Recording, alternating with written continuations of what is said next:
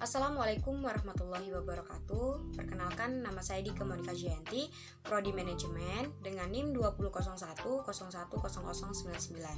Mata kuliah Matematika, Ekonomi, dan Bisnis. Di sini, saya akan menyelesaikan tugas saya tentang ekonomi dan bisnis. Adapun tugasnya yaitu tentang studi kasus. Untuk kasus yang pertama, dalam hukum permintaan dijelaskan bahwa semakin rendah tingkat harga suatu barang akan semakin banyak barang tersebut yang diminta, dan sebaliknya. Mengapa pada saat hari raya harga-harga barang semakin naik, tetapi permintaan juga semakin bertambah? Jelaskan mengapa. Oke, saya akan jawab. Karena pada saat itu semua orang membutuhkan barang-barang yang baru untuk digunakan di hari raya. Pasti semuanya walaupun hanya sedikit mereka akan membeli beberapa barang yang akan diganti. Otomatis para pedagang telah mengetahui orang membutuhkan banyak barang baru. Maka dari itu mereka mengambil dari kesempatan tersebut, dan karena pada saat itu juga semua orang membutuhkan barang-barang yang baru untuk digunakan di hari raya. Pasti walaupun hanya sedikit mereka akan membeli beberapa barang yang akan diganti. Ini juga terjadi karena tradisi atau kebiasaan yang selalu ada di bulan puasa. Sebut saja tradisi makan opor ayam, ketupat, rendang, dan makanan lain saat lebaran. Tidak ada opor, tidak afdol. Oleh sebab itu, di hari lebaran permintaan akan ayam, daging, beras, dan makanan pokok lain itu melonjak. Oke, kita lanjut kasus 2. Apakah dengan adanya kemajuan teknologi akan berpengaruh terhadap hukum permintaan? Oke, saya akan jawab. Adanya kemajuan teknologi sangat berpengaruh terhadap hukum permintaan.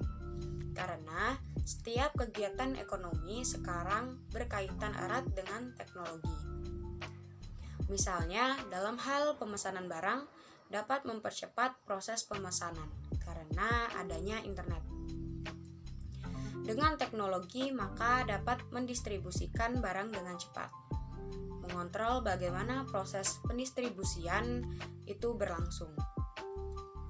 Selain itu, barang yang dipesan dengan mendesak pun dapat teratasi dengan adanya teknologi atau yang kita sebut dengan komputer atau internet. Namun juga sebaliknya, teknologi dapat memberikan dampak negatif dalam kegiatan ekonomi, yaitu timbulnya keinginan rumah tangga konsumen yang tidak mempunyai batas untuk memperoleh barang yang diinginkan.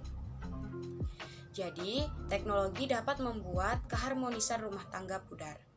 Contohnya, pendapatan sama dengan tuntutan tidak seimbang, yang artinya adalah tingkat pendapatan lebih kecil daripada tingkat pengeluaran yang tinggi.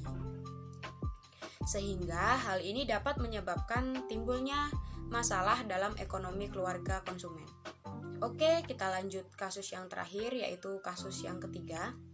Sebutkan momen-momen atau peristiwa-peristiwa di sekitarmu yang tidak sesuai atau tidak mengikuti hukum permintaan. Oke, saya akan jawab. Momen-momen atau peristiwa-peristiwa di sekitar saya yang tidak sesuai atau tidak mengikuti hukum yaitu saat hari raya, adanya pasar malam tradisional, saat adanya upacara adat, saat ada hajatan berlangsung, dan lain-lain. Oke, itu tadi penjelasan tentang tugas saya. Apabila ada salah kata, baik dari pelafalan maupun pengucapan, saya mohon maaf karena saya juga masih dalam proses belajar. Saya akhiri, wabillahi taufiq wal hidayah. Wassalamualaikum warahmatullahi wabarakatuh.